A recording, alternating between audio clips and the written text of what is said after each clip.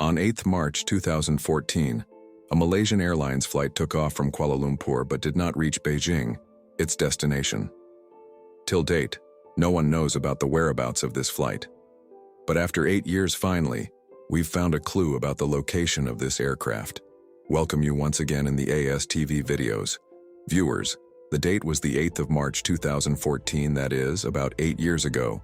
Flight MH370, an aircraft of Malaysian Airlines, was bound to take off from the Malaysian capital Kuala Lumpur and land in Beijing, the capital of China. 2 pilots, 10 cabin crew, and 227 passengers were present on that flight. Most of the passengers belonged to China. Both the pilots were very experienced. 53-year-old Captain Zahari Ahmad Shah had 33 years of flight experience, while 27-year-old co-pilot Farouk Abdul Hamid was a junior pilot with 7 years of flight experience. This aircraft was an 11-year-old Boeing 777 aircraft, in which there was no problem of any kind, nor was this aircraft a victim of any mechanical or electrical fault in the past. What I want to say is that it was completely a regular flight running between Malaysia and China, which used to fly from Malaysia to China or back to Malaysia from China after flying for 5 hours and 34 minutes daily. But today was not a normal day for this flight. Rather, it was much more than abnormal. Of course, flight MH370 was supposed to fly for 5 hours and 34 minutes, but before takeoff it was loaded with fuel that was more than required, with which it could fly for 7 hours, 41 minutes. That is, 2.5 hours more than its actual requirement. It is also a routine practice of airlines to do so that if the plane is diverted owing to the bad weather TR's emergency, then it could utilize the extra fuel. The day was 8th March 2014, and time was 12:42 a.m. when flight MH370 took off from Kuala Lumpur as per routine. The first pilot, Zahari, was in direct contact with the Kuala Lumpur Air Traffic Control Tower before and after the takeoff. On takeoff, the aircraft turned its direction towards the South China Sea, and after 20 minutes AIEEE at 1:09 a.m. the transponder on the aircraft sent its current GPS location to the radar of the Kuala Lumpur Air Traffic Control Tower. This is the automatic function of the transponder to send its current location to the nearest radars after a short period.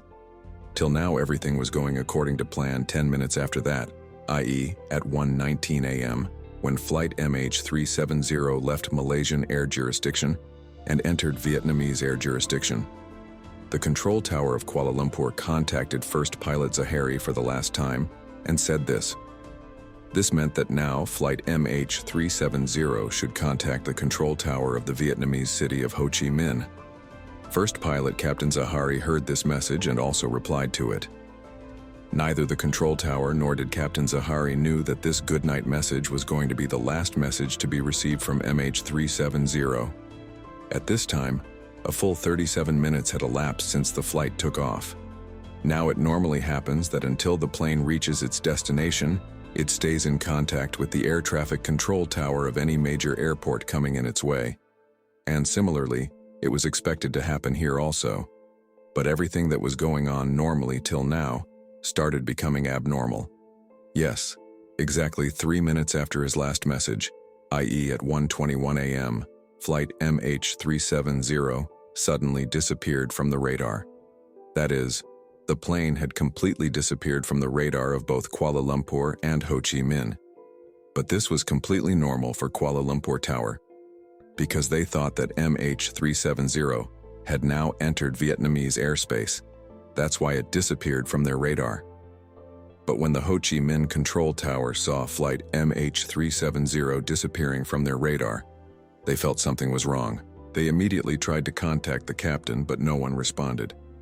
For the next 18 minutes, Ho Chi Minh Tower tried to contact MH370, but still got no response from the captain. And then Ho Chi Minh Tower contacted the Kuala Lumpur Tower and briefed them with the situation. Now normally in this condition the rescue center has to be informed within 1 hour, but the Kuala Lumpur Control Tower informed the Aeronautical Rescue Coordination Center after 4 hours. And by then it was too late. It was 6:15 a.m., and this was the time when MH370 was scheduled to land in Beijing.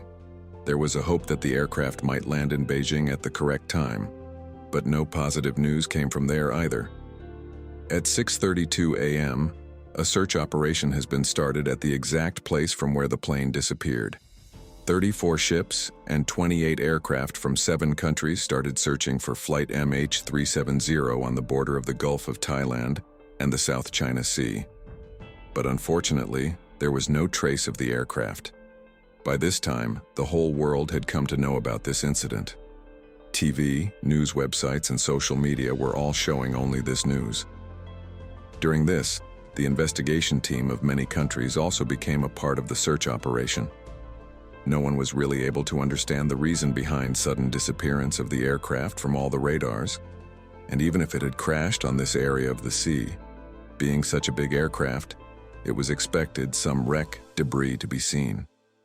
This search operation continued for the next 4 days, but still there was no trace of the aircraft. But then on the 4th day, a news came which shook the entire rescue operation team. When Flight MH370 disappeared from the radar at 1:21 a.m. on the 8th of March, it had disappeared from the civilian radar but remained on the radar of the Malaysian military for the next 1 hour. And what happened after that was like this. After disappearing from the civilian radar, for a few minutes the aircraft started moving towards the right, and then took a U-turn and turned back to Malaysia. After 31 minutes, the aircraft crossed the Malaysian city of Penang and then turned towards the Malacca Strait. Flight MH370 was last detected up to this point in the Indian Ocean, as far as the range of military radar could detect, and the time was 2:22 a.m. After this, MH370 neither showed up on military radar nor on any civilian radar. The entire rescue team and every person associated with this plane were only trying to solve one mystery: that where did the aircraft go? What bothered them more was that why did the plane took a sharp U-turn in the direction exactly opposite Beijing? The rescue team that was earlier looking for the plane in the Gulf of Thailand and the South China Sea now, they started their search in this part of the Indian Ocean. But surprisingly, there was no trace of the plane here too. After the next few days, another information surfaced, and once again it changed the whole situation. The airplane disappeared from the military radar at 2:22 a.m., but there was a satellite with which it was in constant contact. Let me update you here that it is normal for Boeing airplanes to try to contact the satellite when their own communication system fails due to some reason. The plane automatically tried to contact a satellite in Inmarsat, 35,000 kilometers away, after exactly every 1 hour. With the help of data saved on this satellite, experts performed a complex calculation. So finally, the next move of Flight MH370 was also known. It was learned that Malaysian aircraft again took a turn after disappearing from military radar, and kept flying over the Indian Ocean in the same direction for the next 5 hours. At 8:19 a.m., the aircraft tried to connect to the satellite for the last time, and this was the last signal from MH370. After this, neither did the plane contacted any other satellite, nor did it showed up on any other radar. That is when the rescue team first started searching for the aircraft. At that moment, the aircraft was actually flying, but its location was far away from there. Experts and the investigation team believed that the plane's connection to the satellite was lost after coming to this curved spot in the Indian Ocean, 2,000 kilometers west of Australia. That is, after taking off from Kuala Lumpur, this plane took a full 8 hours to reach this curved spot. And the total fuel in the aircraft was also only this much. So there is a high chance that MH370 might have crashed into this curved spot due to running out of fuel. This highlighted curved area of the Indian Ocean is bigger than the whole of India, and a deep-sea search operation was started here. It was very important to find MH370 because until the plane and its black box are found, it would remain unknown what happened inside the aircraft before the crash. The process of searching for the plane went on not just months but for many years. But no clue of the plane was found. After 3 years, the deep-sea operation was finally stopped, in which more than $160 million were spent. No whereabouts of the plane were found during the search operation. But in 2015, a year after the plane's disappearance, the plane's right flaperon reached on the beach of the island of Reunion. This is the part of the plane that comes in handy when landing. When this flaperon was investigated, another horrible reality was revealed. Experts believe that this flaperon was not extended when MH370 crashed in the water. And sadly, this means that while crashing on the water, the aircraft fell into the sea on its nose. Many other parts and debris of the plane were found from the shores of Africa during the next several years. But till date, there's no clue of the plane or the passengers. To this day, no one knows what might have happened inside Malaysian Flight MH370 before it disappeared. Some investigators suspect that the plane was hijacked, while some believe that due to an electrical failure, the aircraft's contact with the outside world was broken, and due to lack of oxygen, all the people inside the aircraft had fainted.